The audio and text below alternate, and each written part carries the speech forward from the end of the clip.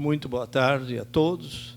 É um imenso prazer estar aqui outra vez no Acre, depois de alguns anos, onde estabeleci contatos muito fraternos, eu diria até, pela forte união espiritual que nos une. Alguns desses colegas que eu fiquei conhecendo, professor Francisco Bento da Silva, professor Gerson Albuquerque, Raquel Ixi, que me atenderam tão bem naquela ocasião, e a querida Janaína também, esposa do professor Chico. Então, aquela impressão me marcou profundamente, então era muito fácil vir para cá, né? Difícil recusar um convite onde a gente sabe que vamos ser tão bem acolhidos e tão bem recebidos. E foi assim, então, que eu resolvi ir para cá e queria, então, agradecer a todos vocês, colegas, e a esta universidade por este convite. Eu também vou falar sobre, como já foi dito aqui, sobre esse tema, que é um tema que me interessa muito e que eu venho estudando já há algum tempo. Ele está ligado a este livro, mas não está diretamente ligado a ele. Isso aqui é uma expansão até de algumas ideias contidas no meu livro. E gostaria de oferecer também essa exposição à memória de Chico Mendes, que foi o nosso grande batalhador nessa área da exploração dos seringais. Eu vou começar, então, com os defeitos acadêmicos que eu tenho, com citações e algumas leituras de trechos de livros. Espero que isso não seja tão abrumador, mas eu acho que pode ilustrar muito bem e também servir para uma conversa que possivelmente possamos ter depois dessa fala com vocês. Então, vamos começar com Sérgio Buarque de Holanda, porque vocês podem já perceber que essa expressão homem cordial já vem dele, não é? Então, diz esse grande historiador brasileiro que o Estado não é uma ampliação do círculo familiar e ainda menos uma integração de certos agrupamentos, de certas vontades particularistas, de que a família é o melhor exemplo. Eis, então, como no capítulo 5 de Raízes do Brasil, de 36, Sérgio Buarque de Holanda inicia a sua instigante exposição em torno de um aspecto discutido da brasileidade. E eu expandiria, inclusive, este aspecto, dizendo não unicamente dela, mas também do ethos latino-americano. O homem cordial, então, não seria só algo que poderíamos trabalhar teoricamente com respeito a nós, brasileiros, mas também aos nossos irmãos hispano-americanos. Ao fazê-lo, o historiador brasileiro já nos estaria indicando, com uma piscadela representada por duas aspas, ele sempre usa essa expressão entre aspas, colocadas nessa ambígua expressão, o sentido também irônico dela. Quer dizer, a ironia aqui estaria marcada pelas aspas. Na utilização desse tropo, já podemos vislumbrar quão problemática é a sua definição, como fica depois constatada ao longo do desenvolvimento da tese e nas duas revisões pelas quais passou esse 5º capítulo do livro, como bem apontou Evaldo Cabral de Melo e Pedro Meira Monteiro. Não entrarei no mérito da questão ligada às interpretações desse conceito por Cassiano Ricardo e Gilberto Freire. Na bibliografia, tanto do Pedro Meira como do Evaldo, vocês verão que eles fazem reprise dessas opiniões também de Cassiano Ricardo e Gilberto Freire. Por ora, basta frisar que, para Sérgio Buarque de Holanda, cordialidade, nesse caso, é, no mínimo, um conceito altamente duvidoso. Por quê? Nele, lógica e sentimentos se opõem. A lógica estaria ligada à noção do Estado democrático, na dimensão da ordem pública. Os sentimentos, à família no seio privado da sociedade.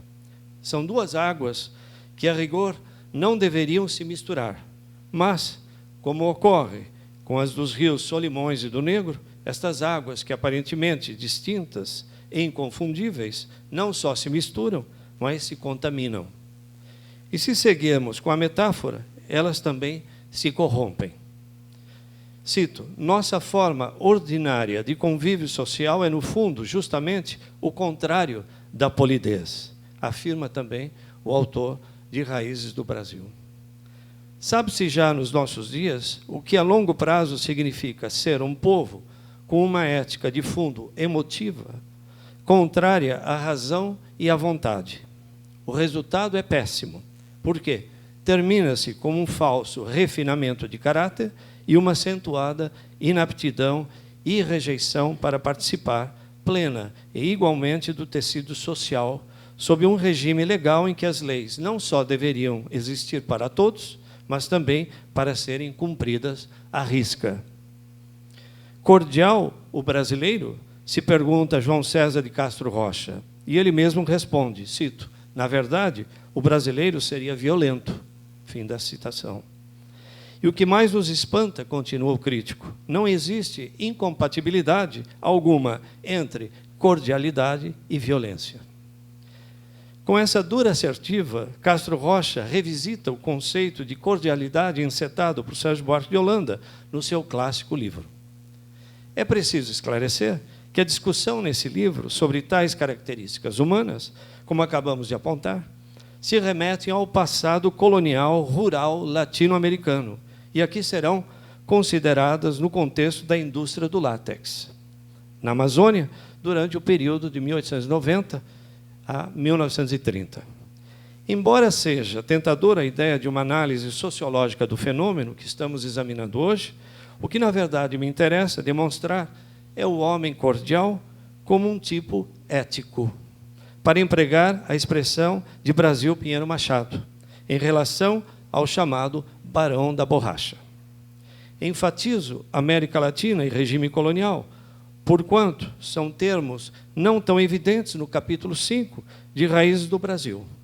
Finalmente, como uma extensão desse aventureiro no Vorrich e senhor de barranco, tanto no Brasil como na América Hispânica, o homem cordial, historicamente, parece ter passado das fronteiras das fazendas de gado, do engenho de açúcar e dos canaviais aos seringais da Amazônia.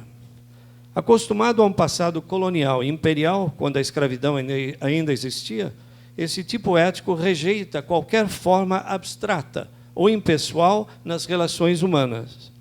E, ao invés disso, privilegia a amizade, a hierarquia e o autoritarismo.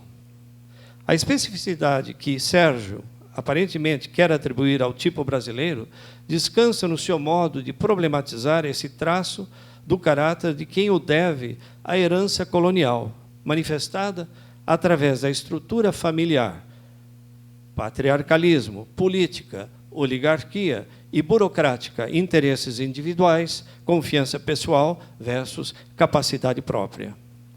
Mas não seria essa mesma herança que marca o lado hispânico também? Castro Rocha pensa que sim. Eu cito, ele diz, a cordialidade não deve ser entendida como uma característica exclusivamente brasileira, mas como um traço cultural que se desenvolve em sociedades cujo espaço público enfrenta sérias dificuldades para afirmar-se em relação à esfera privada. Fim da citação. Robert Newcomb sugere que a intenção inicial de Sérgio Buarque de Holanda era oferecer uma visão não estritamente brasileira, mas transnacional das origens coloniais da América Latina. E eu cito esse crítico e colega. Não posso dizer com certeza que fator ou fatores obrigaram Buarque de Holanda a mudar, entre 1930 e 1936, de um estudo de caráter continental ou mesmo hemisférico.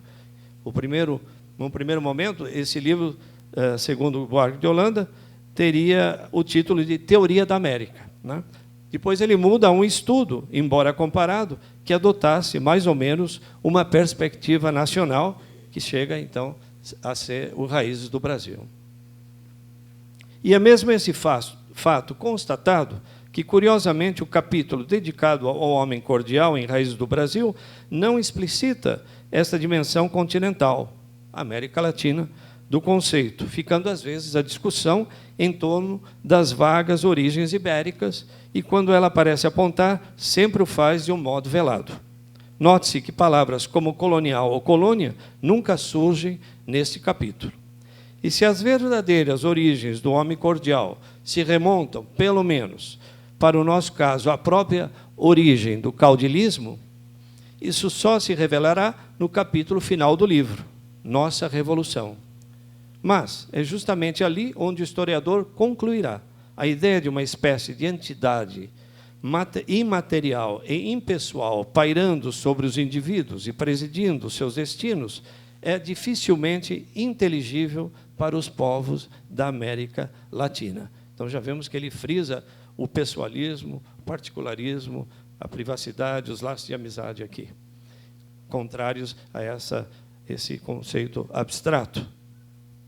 De uma coisa podemos estar certos: brasileiros ou hispano-americanos, esses seres se constroem nos antípodas dos sentimentos que os enlaçam pelo seu sangue e coração. Como bem recorda Castro Rocha, é homem de paixões extremas, dominado pelo coração, em latim, cor, cordis, daí cordial. Ele é, portanto, rebelde às leis abstratas e disposições universais, pois conduz o cotidiano com base em impulsos e emoções. E Octávio Paz, em ensaios já consagrados, se arrisca na mesma indagação. Eu cito: se nossa cortesia atrai, nossa reserva gela, diria ele do ser mexicano. Traição e lealdade, crime e amor se abraçam no fundo do nosso olhar. Atraímos e repelimos, arremata Paz.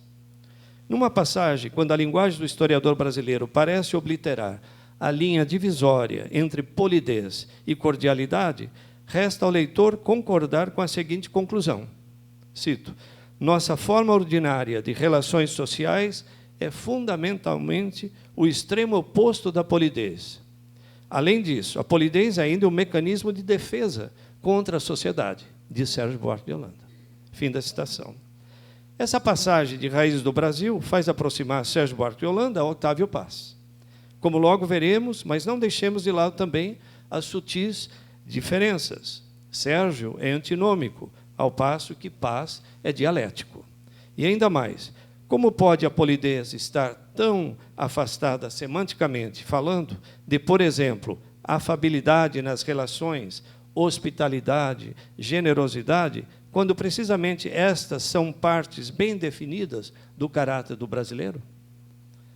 É difícil aceitar a linguagem de Sérgio quando, através dela, se tenta explicar noções tais como disciplina e coesão, e quando boas maneiras, civilidade e polidez são descartadas como intenção de beneficiar o seu argumento, em detrimento de um conceito como o da falsa aparência.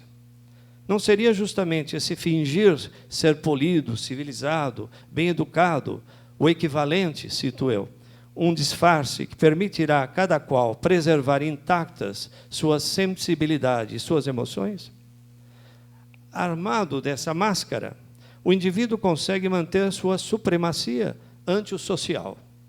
E aqui volto a Octávio Paz. O mexicano se apresenta como um ser que se fecha em si mesmo e que se preserva. Máscara é o seu rosto e máscara é o seu sorriso. Plantado na sua arisca, solidão, espinhoso e cortês ao mesmo tempo, tudo está a seu serviço para defender-se: o silêncio e a palavra, a cortesia e o desprezo, a ironia e a resignação. Ao dizer máscara, dizemos persona, como bem lembrou o escritor mexicano em outro magistral ensaio sobre Fernando Pessoa. Mudança de personalidade ou de caráter, Jano, em sua essência. Euclides da Cunha percebeu bem essa duplicidade ao estudar o caucheiro, que é o seringueiro peruano, ou o seringalista peruano. Não é isso?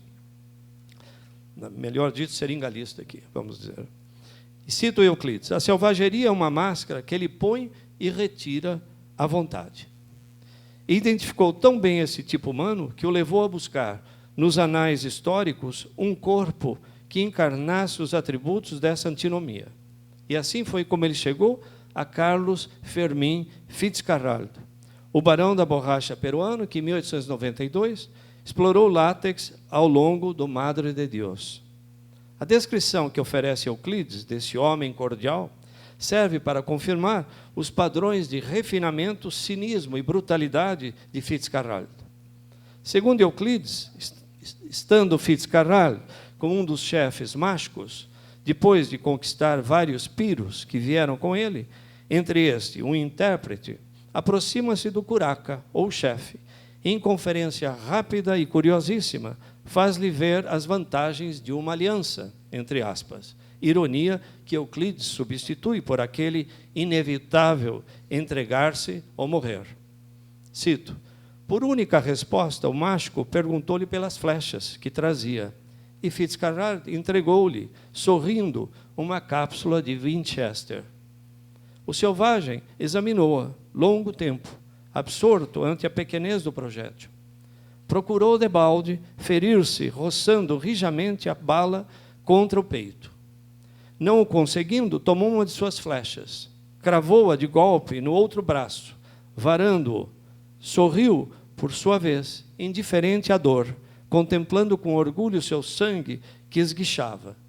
E, sem dizer palavra, deu as costas ao sertanista surpreendido, voltando para o seu tolderio com a ilusão de uma superioridade que a breve trecho seria inteiramente desfeita. De fato, meia hora depois, cerca de 100 mágicos, inclusive o chefe recalcitrante e ingênuo, jaziam trucidados sobre a margem, cujo nome, Playa Mágicos, ainda hoje relembra este sanguinolento episódio. Se essa descrição gráfica do ardil, do truculento Fitzcarrald, não deixa suficientemente clara a visão do homem cordial, que ele também foi, vejamos agora o que nos diz Euclides dos seus hábitos na selva, através daquele narrador impessoal, o viajante ou o forasteiro, de que tantas vezes o escritor brasileiro se valeu. O cenário é o da chegada do viajante ao seringal, quando aquele está prestes a atravessar os grupos agitados de caucheiros que ali se encontram, talvez na azáfama diária, próximos ao barracão do patrão. E aqui outra vez Euclides da Cunha. A vivenda principal e as que se lhe subordinam, arruadas alguma vez à maneira de pequenas vilas, erigem-se num ponto bem escolhido a cavaleiro do rio, e a despeito de se construírem exclusivamente de paixiúba, são em geral de 2 andares, e têm na elegância das linhas e nas varandas desafogadas que a circuitam uma aparência de todo contraposta ao aspecto tristonho dos chatos barracões dos nossos seringueiros brasileiros. Esse é o barracão de que se fala. Então, este observador anônimo continua. O viajante atravessa os grupos agitados e as surpresas não cessam. Galga a escada que o leva à varanda da frente, para onde dão os principais repartimentos da vivenda. No alto, o caucheiro, o seringalista, um triunfador jovial e desempenado sobre os rijos tacões das suas botas de mateiro, recebe-o ruidosamente, abrindo-lhe de par em par as portas, numa hospitalidade espetaculosa e franca. E completa-se o encanto. Extinta a noção do tempo ou do longo espaço de milhares de quilômetros gastos no sulcar os rios solitários para atingir aquela estância longínqua, o forasteiro insensivelmente se imagina em algum entreposto comercial de qualquer cidade da costa.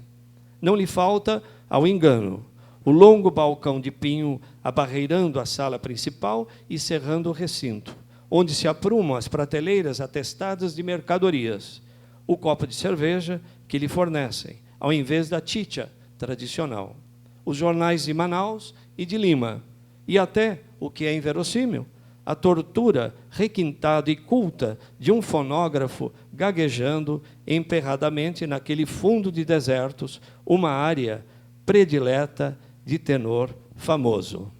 Fim da citação. E aqui eu coloquei, só para ilustrar um pouco mais, essa bela foto do filme Fitzcarraldo, do Herzog. Não é? Que se fala do fonógrafo, ele apanhou bem a ópera e esse momento do filme. Botas, alinhamento, hospitalidade, cerveja, leitura de jornais de grandes cidades, ópera, dão conta do modus vivendi do garboso hospedeiro, cuja exterioridade desaparece ante uma observação, permitindo ao visitante ver o que lhe não mostra. Esse anfitrião das selvas.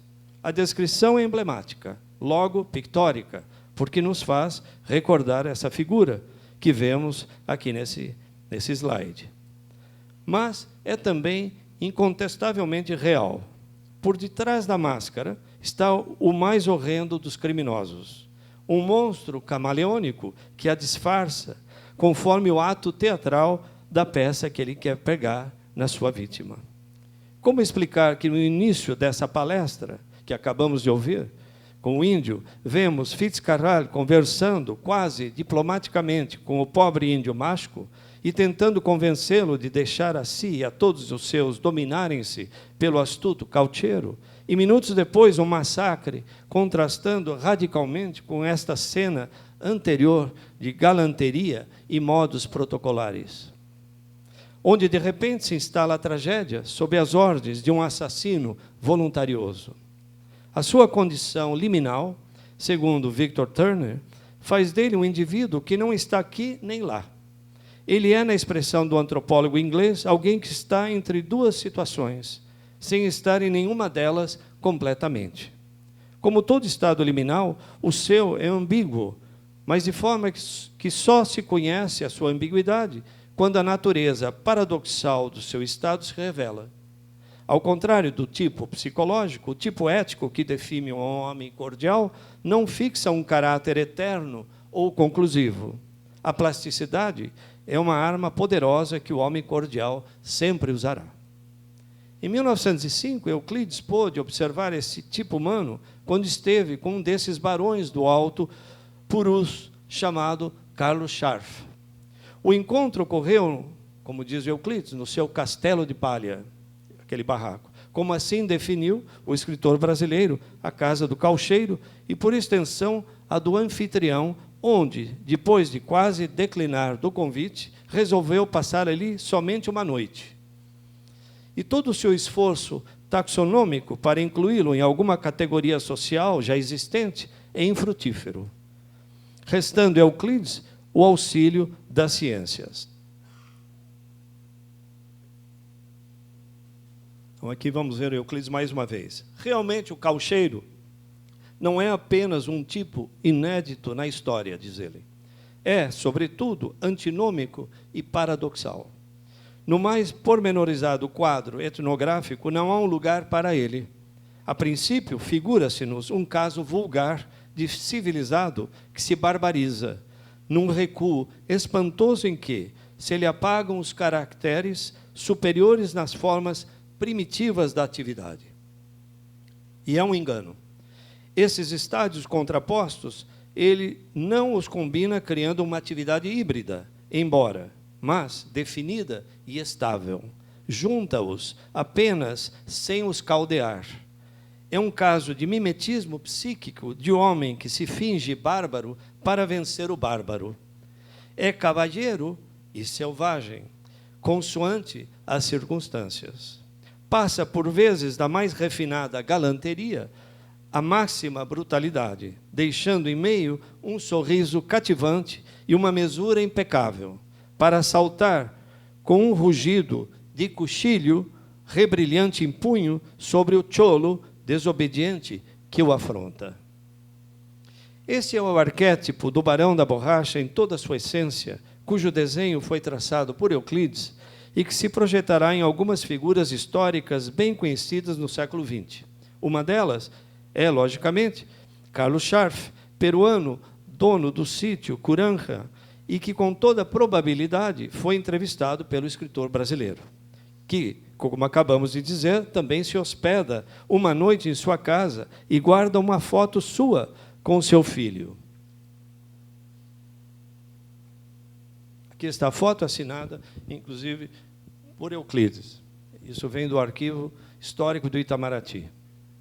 Essa noite foi uma noite muito tensa, porque ele ficou entre aceitar e não um convite, quase sob uma ameaça. Se você não aceita, alguma coisa aqui vai acontecer.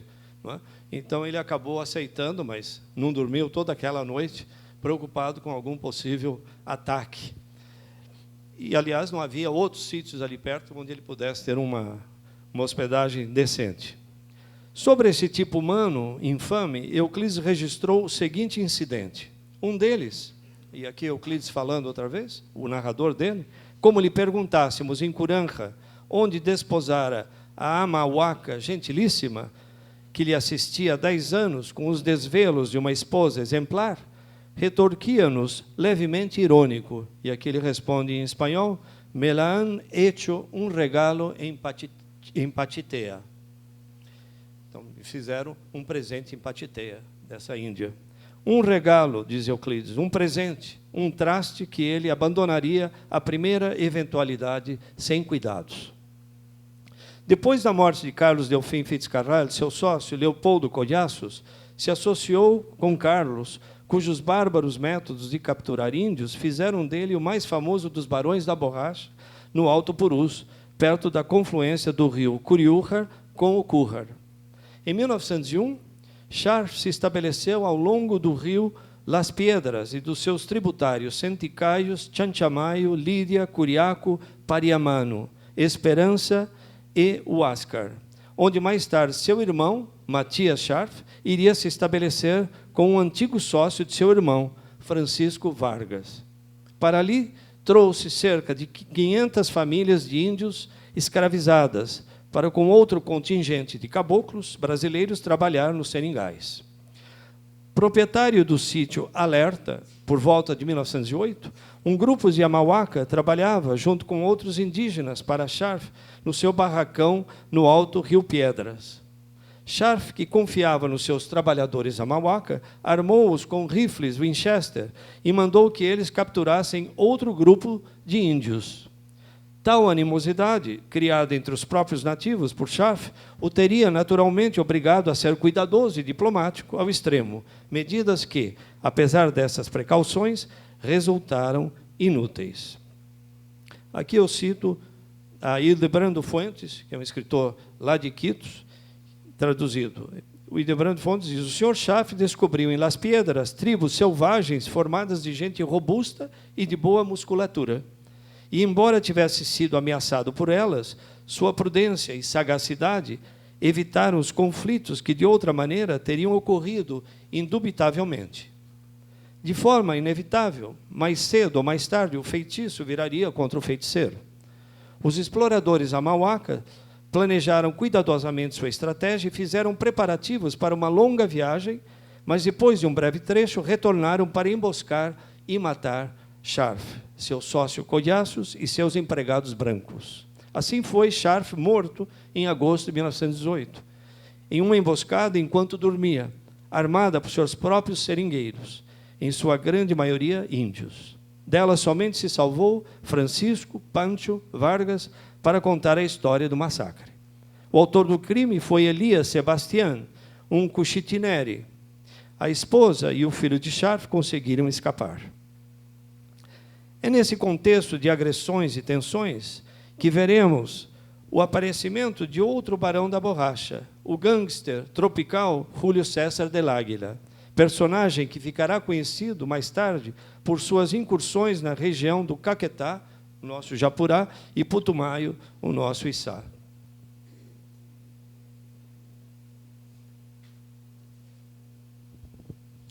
O nome dele é elusivo até por volta de 1902, quando aparece nas crônicas como mero dono de uma lancha, confiscada por soldados brasileiros na fronteira com o Peru, o que indica que ele estava bem familiarizado com a região do rio Acre.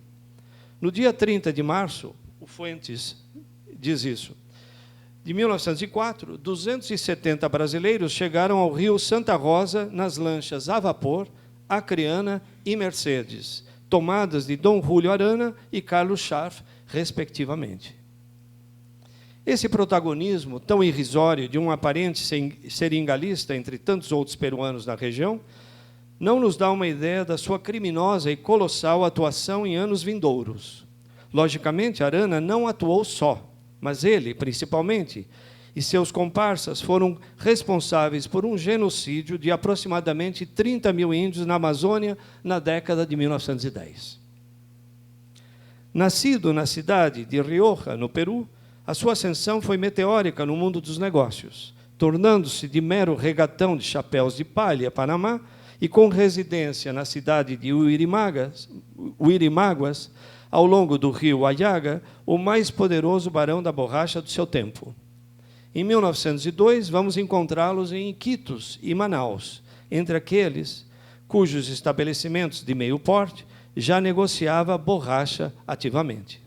Mais tarde, em 1905, foi o fundador da Peruvian Amazon Rubber Company, sociedade anônima estabelecida em Iquitos e com um escritório em Manaus, na rua Marechal Deodoro, e também com ações na Bolsa de Londres. Já pelos anos de 1907, esta empresa negociava essas ações e o seu fundador dividia seus anos gloriosos entre mansões em Biarritz, Londres, Manaus e Iquitos. Isso é dito pelo seu biógrafo, o Goodman. Em 1908, Júlio César Arana se sentia e agia como alguém poderosamente intocável. Adulado pelas autoridades de Loreto, como Juan Vega, Rômulo Paredes e Hildebrando Fuentes, que eu acabo de citar, considerado por este último como notável patriota, e sobre o qual dirá, isso Fuentes, quem, por suas qualidades pessoais, chamei o Abel do distrito de Loreto, e tem sido o civilizador de todo o rio Putumayo, e que, com seu talento e capital, tem feito florescer o comércio em seus dois mais lindos afluentes, que são o Cará-Paraná e o Igará-Paraná. Ele civiliza os índios, ele os submete ao trabalho, ele os faz criar necessidades, embora sejam as primárias de suas roupas, e ele combate os instintos ferozes dessas hordas antropófagas. Então, é aqui um amigo do Arana falando em tom adulatório sobre ele. Figura Arana ainda entre os mais destacados personagens da fina nata da sociedade iquitenha, em banquete ofertado a Fuentes por eles no hotel americano. Em 4 pequenas colunas do menu aparece seu nome, Júlio César Arana, comerciante e banqueiro. De modos afáveis e voz aveludada, Arano, Jano, na sua forma bifronte de se apresentar, procura impressionar aqueles que possivelmente poderiam desconfiar dele, como o padre Gaspar de Pinel, missionário colombiano, que, chegando a Manaus em 1918, depois de uma longa viagem pelo rio Amazonas, receberá sua visita. E aqui o missionário diz o seguinte, recebe a visita desse poderoso seringalista e barão da borracha que estava morando em Manaus, tendo um dos seus principais escritórios ali. Há pouco de ter chegado à capital do Amazonas, veio nos visitar o senhor Dom Julio Arana, dono principal das regiões do Cará-Paraná e o Igará-Paraná, e nos disse que de El Encanto era uma das principais estações que ele tinha, era La Chorrera e El Encanto. Então, que del Encanto lhe haviam comunicado por rádio nossa viagem. Colocou-se inteiramente às nossas ordens, nos visitava com bastante frequência, aparentando sempre interessar-se muito pelo êxito de nossa empresa missionária, exibindo as vantagens que traria a seus negócios a livre navegação do Putumayo.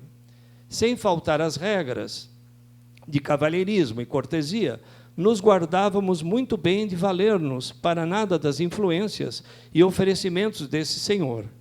E qualquer um que saiba a história e conheça o estado atual do Putumayo compreenderá facilmente a razão de nossa conduta. Então, percebo que os missionários foram extremamente cuidadosos, porque já conheciam a história de atrocidades que já se havia cometido anos antes, e de cuja responsabilidade era justamente desse Barão da Borracha. O escritor colombiano José Eustáquio Rivera, que o representou em cena conhecida do seu romance La Vorágine, 1924, que eu trato nesse livro, captou de modo extraordinário a sua personalidade oscilante e fingida. Começa por retratá-lo da seguinte maneira: do quarto saiu uma voz transnoitada e ameaçante. Não demorou em aparecer, abotoando-se o pijama, um homem gorducho e entorpecido, peitudo como uma mulher, amarelento como a inveja. Fim da citação. Em 1913, em Londres, quando pressionado pelo chefe da comissão que abriu o inquérito para investigar as atrocidades no Putumayo, Arana defende-se de suas contradições, culpando os erros de tradução em seus depoimentos. Ele, logicamente, deveria saber um pouco de inglês, mas ele preferia fingir que não sabia nada para poder, uma vez mais, se aproveitar dos erros de tradução, né, e sair daquela encrenca, daquele aperto.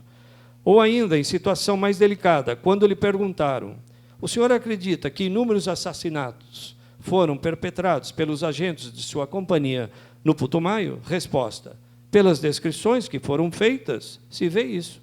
Mas agora garanto que não se cometem agora. Quer dizer, não falou nada com nada. Ou, quando lhe interrogaram sobre a grotesca prática do flagelo constatada nas circulares da companhia, ele cita uma delas. Cito: a companhia sabe que, ao lidar com pessoas não civilizadas, sob os cuidados de civilizados, é sempre necessário usar de um certo rigor para manter a disciplina. Então, claro, ele afirma que, sim, essa prática era uma prática bastante usada, de flagelo, de açoite. Naquela mesma época em que Arana já viu o crepúsculo de seu império, graças a denúncias de Hardenberg, Benjamin Saldanha Roca e depois as investigações de Roger Casement, outro sátrapa surgia no norte do Orinoco, na Venezuela, na localidade de São Fernando de Atabapo. Deixa eu ver se eu tenho uma foto dele aqui.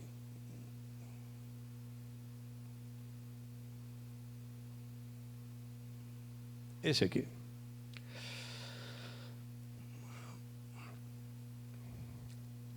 Então, agora, essa mistura de tirano e gentleman se chama Coronel Tomás Funes, Barão da Borracha, também da região do Alto Rio Negro, e que reinou naquele território sem leis durante o período 1913-1921.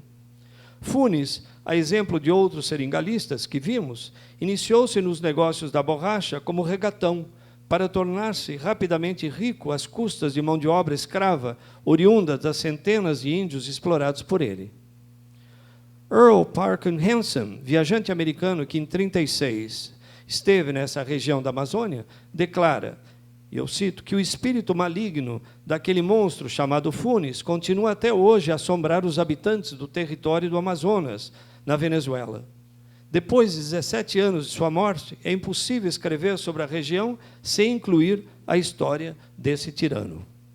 Uma vez que ele começou a executar arbitrariamente índios, mestiços e brancos, a charqueada não podia parar.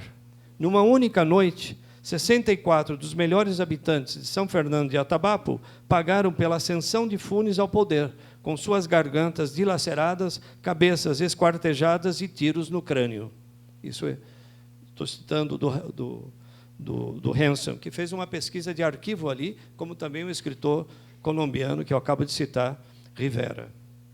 Ele matava as pessoas ao mero sinal de suspeita, ou porque elas estavam ganhando dinheiro com a borracha, ou ainda porque tinham pronunciado o seu nome entre amigos.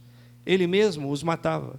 Ordenava que seus macheteiros os decapitassem, ou, como os nossos gangsters, enviava-os a dar um passeio, entre aspas, em canoas que invariavelmente sofriam acidentes, entre aspas, em lugares piscosos do rio, nos quais milhares de piranha aguardavam suas vítimas. Fim da citação. Há algo estranhamente universal em tudo isso. No âmbito pessoal, é o tirano que não tem nenhum vício, diz Hansen. Ele era até considerado um bom administrador, ajudando no progresso dos negócios. Só havia um problema, diz Hanson. Ele matava demasiadas pessoas. Dupla face, como outros, quanto ao seu caráter e a maneira de ser hospitaleiro, Funes fingia e adulava para ganhar as graças de seu interlocutor ou hóspede. O cientista A.D. Power, da Carnegie Institution, de Washington, quando por lá esteve em junho e julho de 1912, ouviu Funes reafirmar certa vez a sua paixão pelas ciências. E, em gesto de falsa cortesia, ele cedeu a Power um barco, homens, comida, tudo o que era necessário para a expedição de Power, e com toda aquela fartura típica da região. Este breve encontro se deu após um mês depois do massacre que iria custar a vida do governador do estado do Amazonas venezuelano, Roberto Pulido, e cerca de outras 420 pessoas. Entretanto, em 1933, Park declarou a Hanson que ele nunca tinha visto nada de errado no Orinoco. Funes conhecia muito bem a vantagem de ajudar os turistas estrangeiros com guias para evitar que eles vissem demasiado. Declara Hanson. Sanguinário, inveterado e responsável por tantas mortes de inocentes, poderíamos afirmar, como fez Euclides com respeito a Antônio Conselheiro, que Funes entrou para a história como poderia ter entrado para o hospício. Assim, ele se imortalizou e virou lenda também. Ramon Iribertegui, que pesquisou o mito Funes na década de 1970 e na de 1980, define o personagem como uma mescla de tirano e gentleman. Por isso, continua o estudioso, nos testemunhos levantados se misturam a bondade e a fereza, a justiça e a crueldade. Funes, terror do Amazonas, esconde zonas escuras da consciência dos antigos seringueiros que o apoiaram, o assessoraram e o defenderam. Fim da citação. Tiranos como Funes existiram porque foram engendrados na monstruosidade de sistemas de governo igualmente tirânicos. Esse barão da borracha encontrava uma forma estranha de respaldo no nada menos presidente da Venezuela de sua época, Juan Vicente Gómez, ditador compulsivo e crudelíssimo. Logo que ele subiu ao poder, Funes se voltou contra aqueles que o tinham apoiado. Novamente, é Hanson que não pode esconder a sua perplexidade. Não conheço nenhum outro caso na história, além deste, sobre Funes, em que aquela inevitável aparente transformação se deu em 20 minutos. Era por causa da própria natureza de Funes, ou devido ao meio ambiente em que vivia, aquela região selvagem, difícil, rústica, isolada, na qual o governante se sentia absolutamente seguro e protegido e não tinha que dar satisfação nenhuma à opinião pública entre os seus, nem para o resto do mundo? Ele se pergunta. Júlio César Arana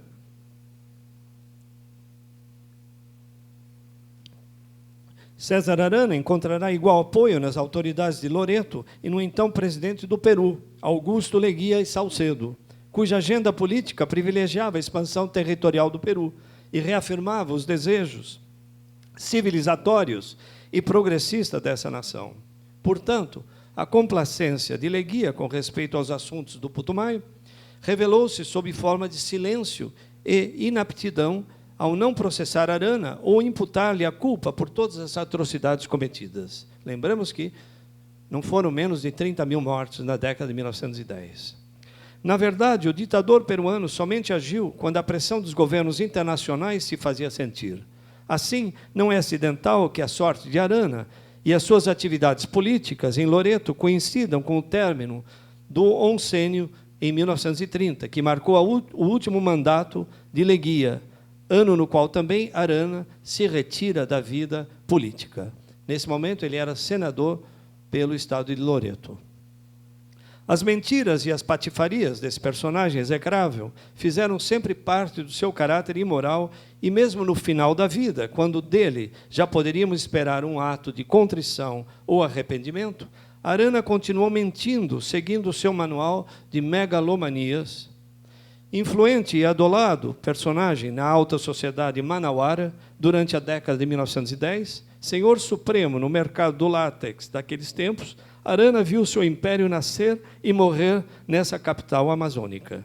Foi em Manaus que, protegido principalmente pelo infame cônsul peruano Carlos Rey de Castro, que Arana fez com que passassem despercebidas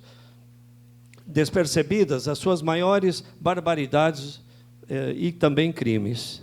Abandonou os seus negócios nessa cidade em 27 de setembro de 1914, mas ele voltaria, uma vez mais, como todo bom bandido, à cena do crime. 34 anos mais tarde, em junho de 1948, vamos encontrá-lo novamente em Manaus, agora aos 84 anos, em companhia de sua filha, portanto, 3 anos antes da sua morte. Maria Angélica. Em clima saudosista é que ele foi novamente reverenciado pelo Jornal do Comércio, a quem Arana concedeu uma entrevista. Nesta, as mentiras e a mania de grandeza reaparecem. Afirma-se que Arana esteve no Rio de Janeiro em 1877 e travou o conhecimento com Dom Pedro II, imperador do Brasil, privando das reuniões do Paço, e manteve amizade com a princesa Dona Isabel e seu esposo, o Conde Deu. Uma mentira muito grande, porque nessa data ele tinha apenas 13 anos. É impossível. E estava lá no meio da selva do Peruana. Em sua fala ao entrevistador, orgulha-se de haver sido o mecenas de Silvino Santos, outro deplorável personagem daqueles anos em que as amizades, o compadrio, o casamento, por interesse, enfim, o toma lá da cá, imperavam de forma aviltante. Jactancia-se ainda da sua íntima amizade com J. Rocha dos Santos, fundador do Jornal do Comércio, órgão periodístico utilizado por Júlio César Arana e Rei de Castro, o infame cônsul, para fins de propaganda dos negócios de Arana e seus irmãos.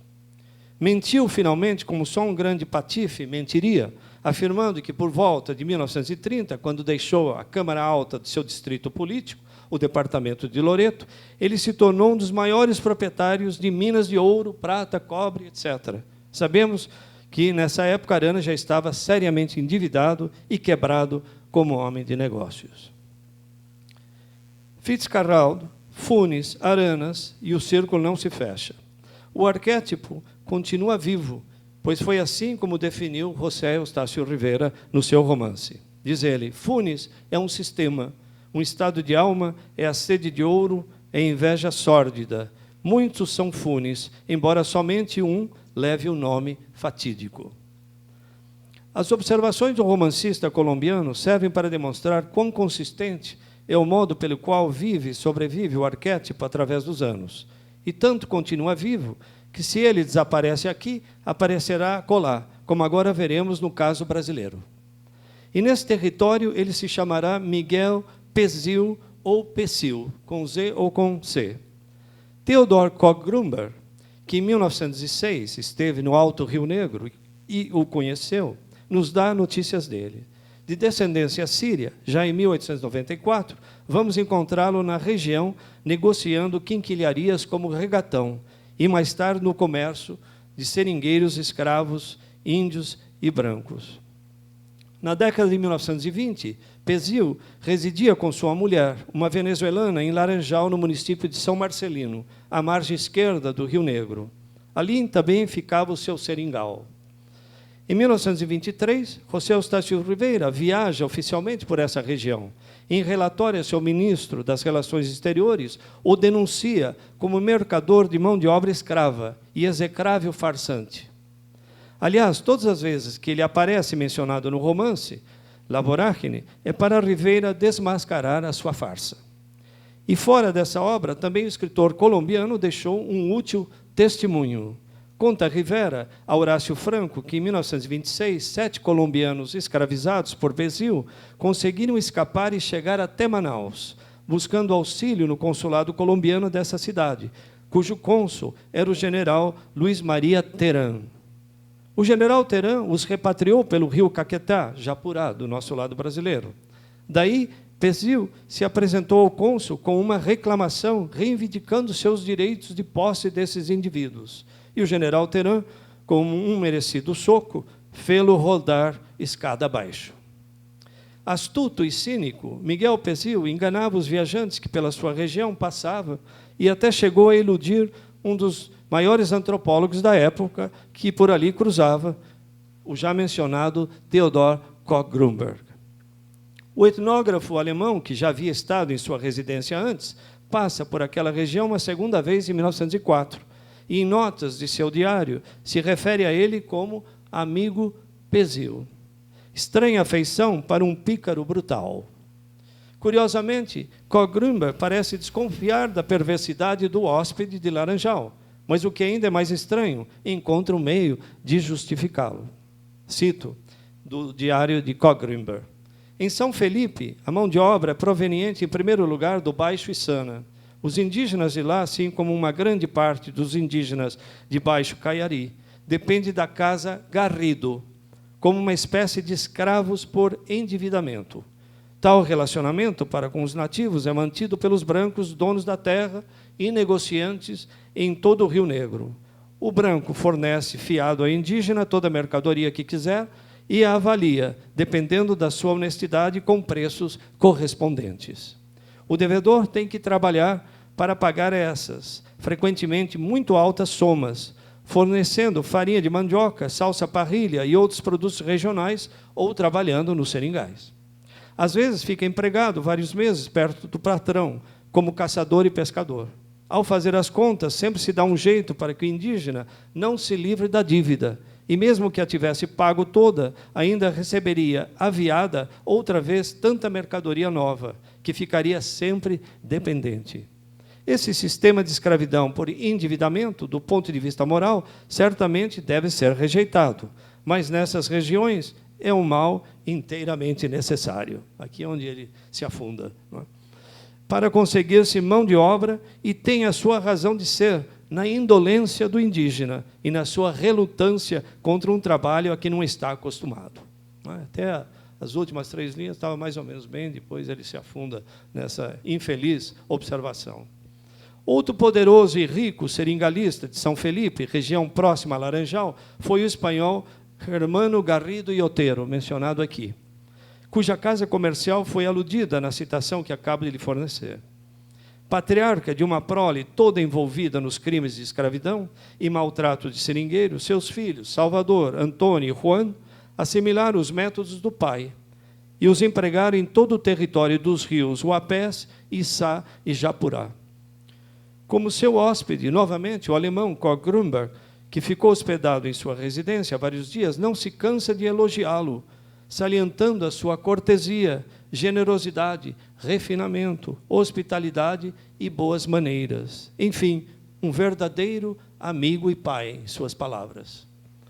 Além disso, Coggrumber conhecia o rigor patriarcal, em palavras dele, entre aspas, rigor patriarcal, belo eufemismo para castigos e torturas.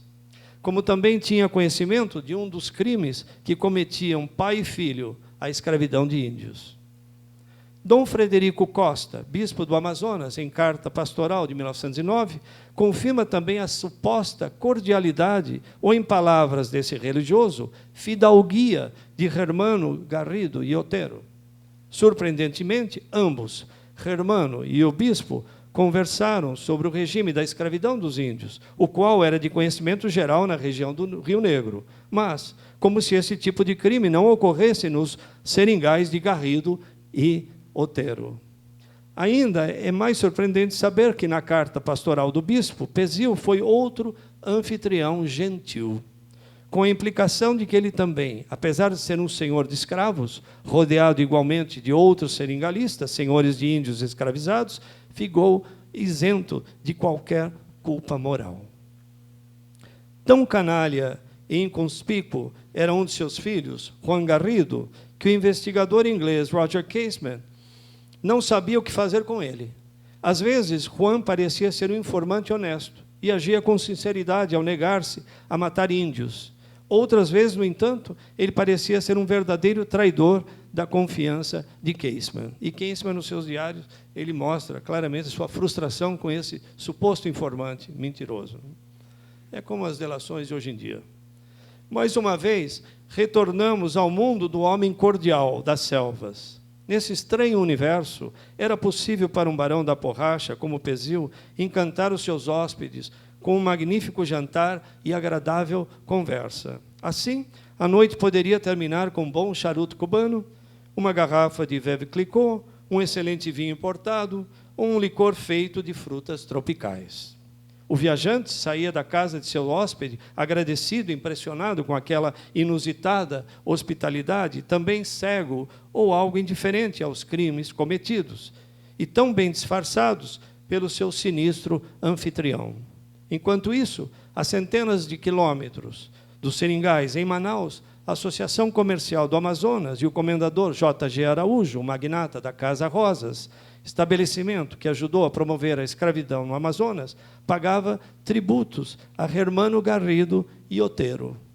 Tal homenagem ficou documentada num esquecido artigo do Correio do Norte de Manaus, de 21 de março de 1911.